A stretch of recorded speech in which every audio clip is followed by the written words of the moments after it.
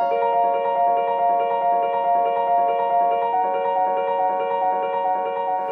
afternoon, ladies and gentlemen.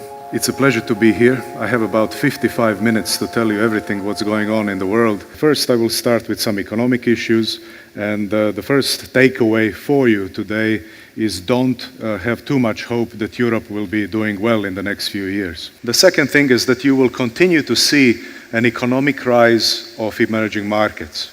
I have never seen such a huge increase in competition that we have been witnessing over the last 18 months, 2 years. It is coming from several sources.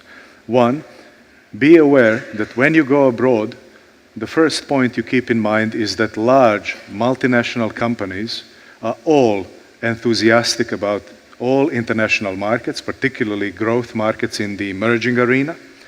What they are doing at the moment is they are putting more resources into Middle East, into Asia, Latin America. They're hiring more people, more sales, more business development. They're building their brands more and more. They're opening more manufacturing sites, more research and development facilities. Why? Because they're desperate for growth. They cannot grow in Europe.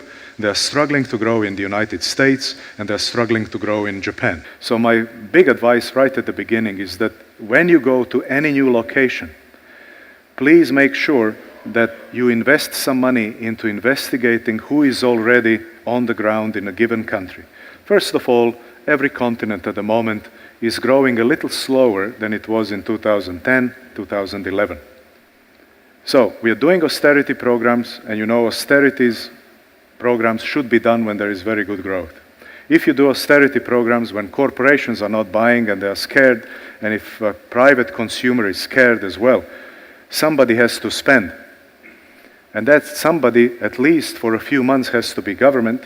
And if government doesn't have money, of course, it has to print it. The trouble for Europe is that there is no one to print that money. It's only that we are not using economic history lessons how to get out of the crisis, which is through monetary and fiscal stimulus, and nobody is doing this. And nobody has fixed the banks either, and confidence is sinking. Asia will be probably your best bet, although it's not easy. Everybody is there and everybody is prioritizing emerging Asian markets. So if you're trying to do something in any of the Central East European markets, it will mostly be, you will probably get the quickest return further east you go. And for me, Turkey is a little bit like Brazil. I think in the next decade, this will be one of the most exciting markets on the planet Earth.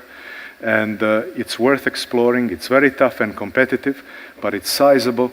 And it's good, and it's growing, and it's going to pick up in the next decades because, like Brazil, it has outgrown its old debt problems, which it had for many, many decades in the past. If you look at economic fundamentals, in fact, most of the key Latin American economies today, in fact, qualify to join the Eurozone, unlike most of the markets in the Eurozone which don't qualify anymore. In fact, there are only two now that qualify for the Eurozone technically, and they're Luxembourg and Finland, by the way. Very sizable strategic markets for business, as you can imagine. Basically, the question was, what are you doing now to be successful internationally in emerging markets in the next decade? What do you need to change in your corporate strategy? So you have to be in that mindset of flexibility and speed, otherwise competition will be all over you.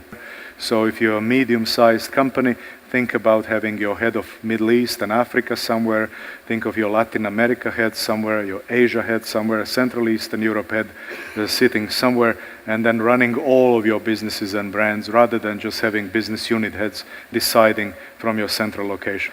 Almost anything you do in any of the emerging markets, think about the fact that relationships are very important.